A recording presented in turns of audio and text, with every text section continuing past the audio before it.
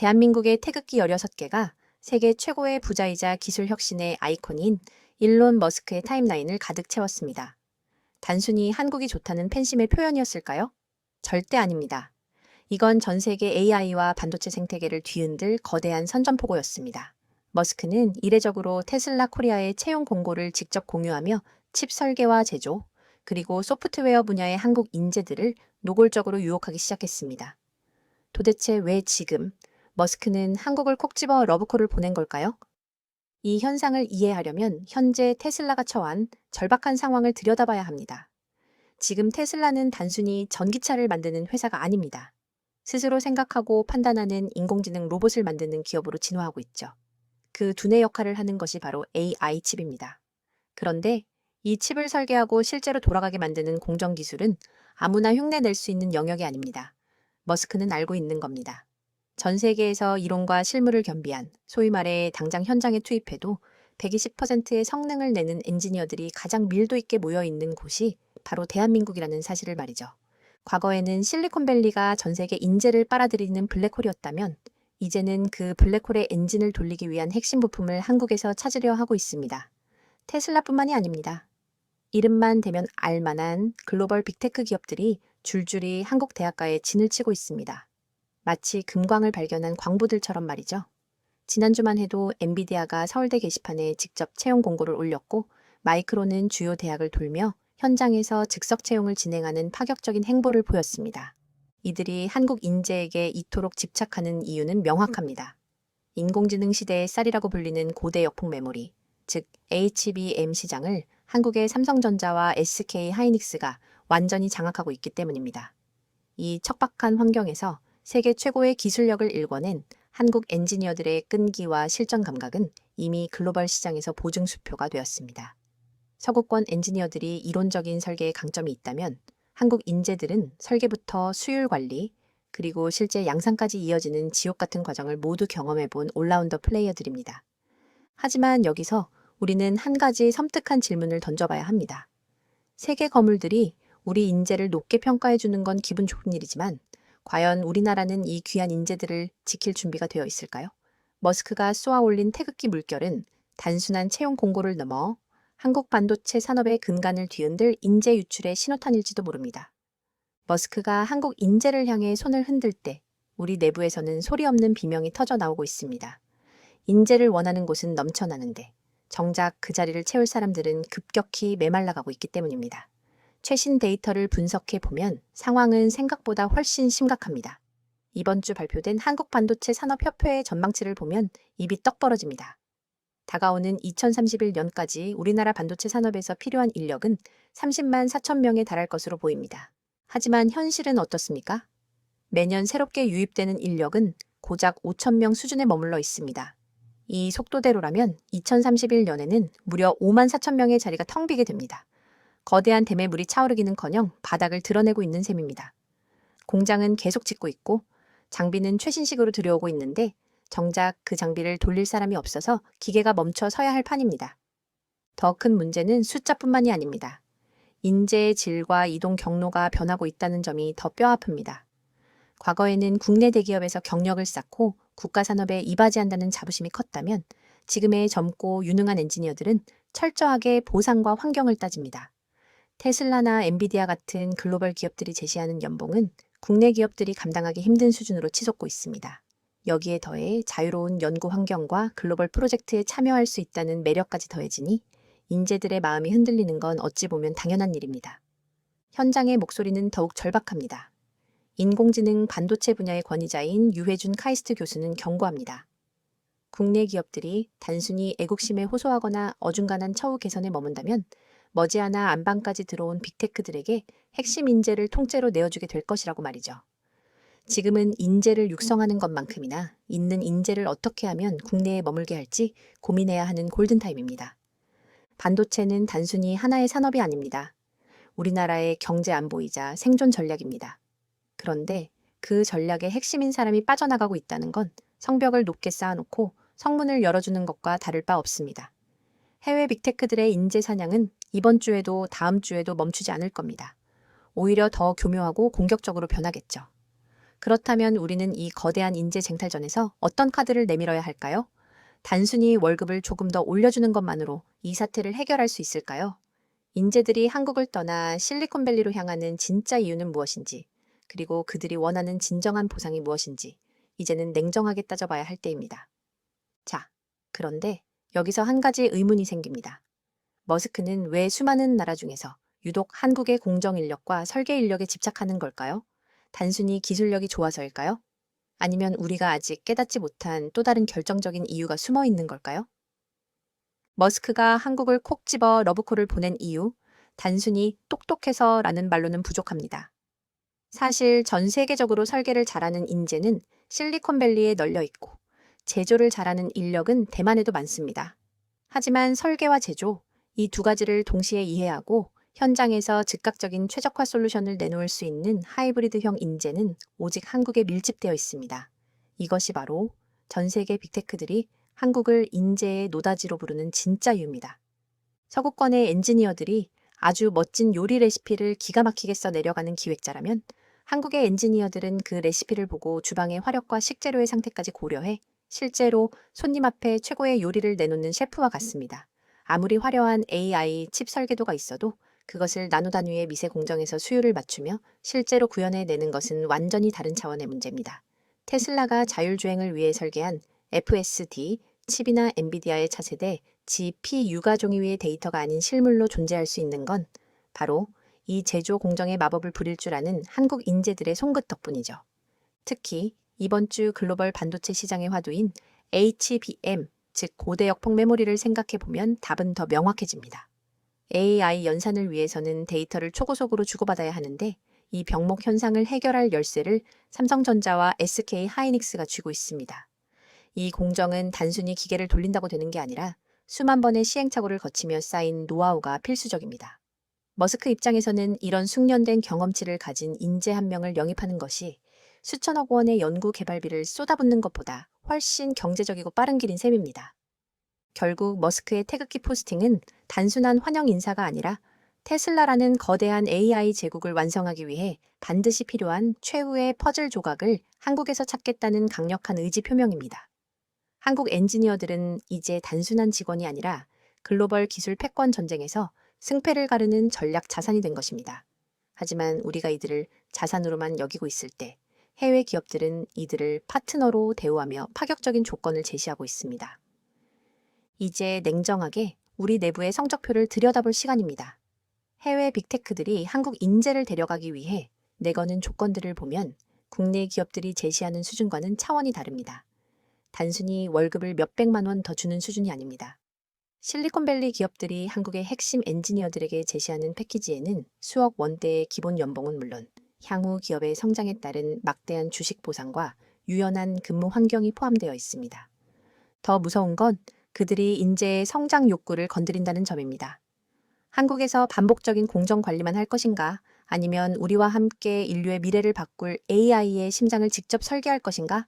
라는 질문은 야심찬 젊은 엔지니어들에게 연봉보다 더 강력한 유혹으로 다가옵니다. 이번 주에도 국내 대기업의 실무급 책임 연구원들이 조용히 짐을 싸서 미국행 비행기에 몸을 싣고 있다는 소식이 들려옵니다.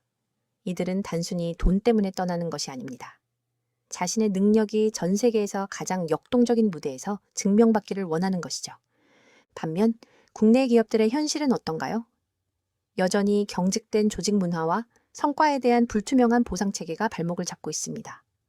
아무리 뛰어난 성과를 내도 연봉 상승률은 제한적이고 실패에 대한 책임은 무겁게 지우는 구조 속에서 인재들은 갈증을 느낍니다.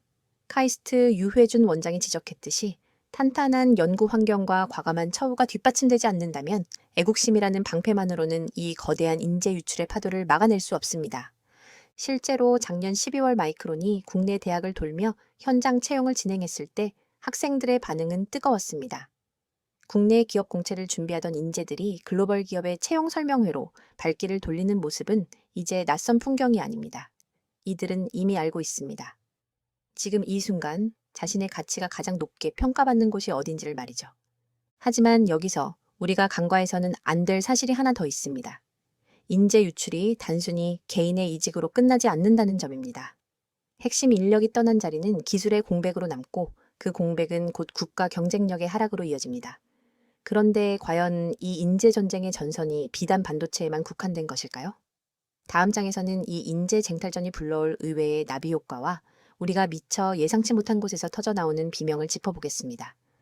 우리가 인재 유출이라는 단어를 뉴스에서 접할 때 보통은 유능한 개인 한두 명이 해외로 떠나는 장면을 떠올리곤 합니다. 하지만 지금 벌어지는 현상은 개별적인 이직 수준을 넘어선 국가 산업의 근간을 지탱하는 인재댐의 거대한 균열이 생긴 상황입니다. 앞서 말씀드렸듯 2031년이면 국내에서만 5만 4천 명의 인력 공백이 생깁니다. 이 숫자가 단순히 통계상의 수치로만 보이시나요? 실물 경제에서 이 공백은 곧 공장의 가동 중단과 기술 개발의 정체를 의미합니다. 상상해 보세요. 수조 원을 들여 최첨단 반도체 팹을 지어놨는데 그 복잡한 공정을 제어하고 수율을 잡아낼 숙련된 엔지니어가 없습니다. 기계는 도입되었지만 그걸 운용할 뇌가 사라진 셈이죠. 이번 주에도 현장에서는 곡소리가 들려옵니다.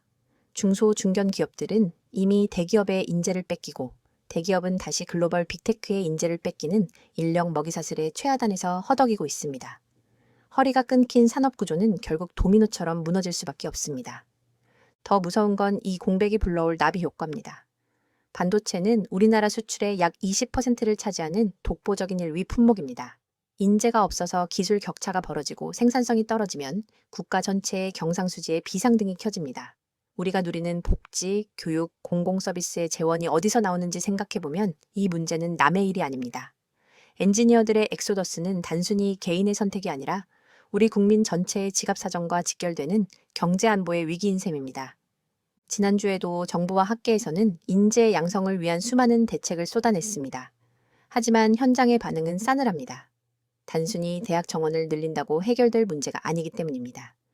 반도체 공정은 책으로 배우는 게 아니라 수조 원짜리 장비를 직접 만져보며 몸으로 익히는 실전의 영역입니다.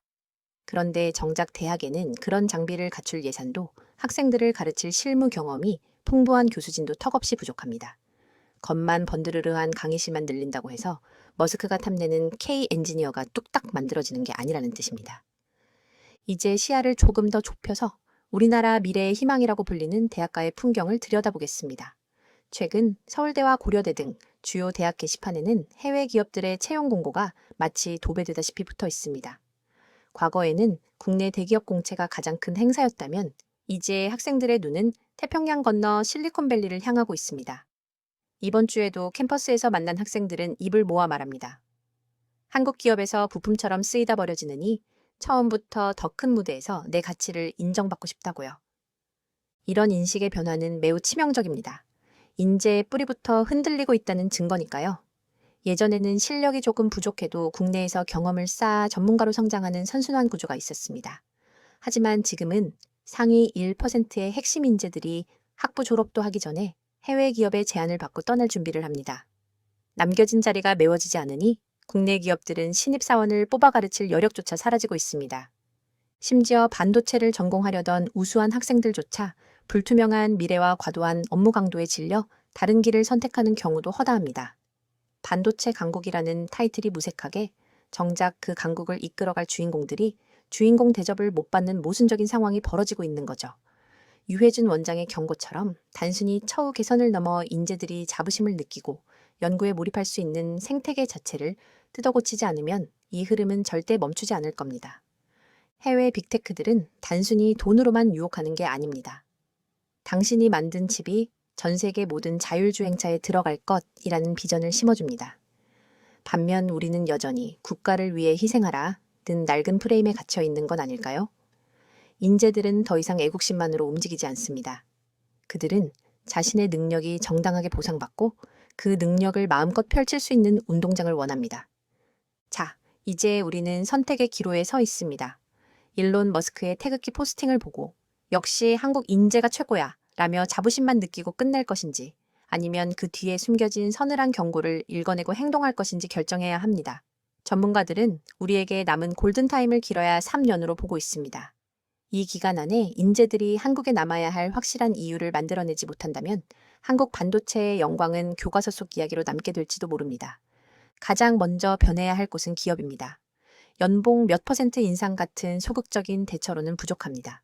파격적인 스톡옵션이나 성과급 체계는 기본이고, 엔지니어가 경영진의 눈치를 보지 않고 오로지 기술 개발에만 전념할 수 있는 독립적인 문화를 구축해야 합니다. 실리콘밸리 기업들이 한국 인재를 데려가기 위해 쏟아붓는 정성의 절반이라도 우리 인재들에게 쏟아야 합니다. 정부의 역할도 중요합니다. 규제 완화나 세제 혜택 같은 뻔한 대책을 넘어 기업들이 인재를 지키기 위해 쓰는 비용을 파격적으로 지원하고, 은퇴한 고숙련 엔지니어들이 현장으로 돌아와 후배들을 양성할 수 있는 시스템을 만들어야 합니다. 지금은 전시 상황입니다. 전시에는 전시에 맞는 비상 대책이 필요합니다. 또한 인재 육성의 패러다임을 완전히 바꿔야 합니다. 단순히 대학 정원 숫자에 집착할 게 아니라 기업과 대학이 하나가 되어 실제 현장의 장비를 사용하고 실전 프로젝트를 수행하는 유연한 교육 모델을 확립해야 합니다. 졸업장이 목적이 아니라 머스크가 당장 데려가고 싶어 안달이 날 정도의 실무 역량을 갖춘 인재를 길러내는 데 집중해야 하죠. 결국 이 모든 변화의 핵심은 사람에 대한 존중입니다. 우리는 그동안 빨리빨리 문화와 효율성만을 강조하며 기술을 만드는 사람의 가치를 소홀히 해왔던 건 아닌지 되돌아봐야 합니다. 세계 최고의 부자가 한국인 엔지니어를 원한다는 건 역설적으로 우리가 그동안 얼마나 보석 같은 존재들을 곁에 두고도 몰라봤는지를 보여주는 방증입니다. 이제 시청자 여러분께 묻고 싶습니다. 일론 머스크의 SNS에 올라온 태극기 물결, 여러분은 이제 어떻게 보이시나요? 그것이 우리 기술력에 대한 찬사로 보이시나요? 아니면 우리 경제의 심장이 빠져나가는 위험 신호로 보이시나요? 분명한 건 지금 이 순간에도 수많은 K 엔지니어들이 한국에 남을지 아니면 더 넓은 세상으로 떠날지 치열하게 고민하고 있다는 사실입니다. 이들이 한국에 남아 우리 산업의 다음 페이지를 써 내려가게 하려면 우리 사회 전체가 엔지니어를 바라보는 시선부터 달라져야 합니다. 기술을 가진 자가 존경받고 그 노력이 최고의 보상으로 이어지는 사회, 그런 당연한 상식이 통하는 환경이 만들어질 때 비로소 우리는 머스크의 유혹 앞에서도 당당하게 우리 인재는 우리가 지킨다고 말할 수 있을 겁니다. 대한민국 반도체의 역사는 기적의 역사였습니다. 아무것도 없는 땅에서 세계 1위를 일궈낸 그 저력의 중심에는 언제나 사람이 있었습니다. 그 사람들을 잃는다는 건 우리의 역사와 미래를 동시에 잃는 것과 같습니다. 이제는 우리가 그들에게 응답할 차례입니다. 머스크의 태극기보다 더 뜨거운 진심으로 우리 인재들이 이 땅에서 꿈을 꿀 수 있게 만들어줘야 합니다. 그것이 지금 우리가 직면한 가장 시급하고도 엄중한 과제입니다.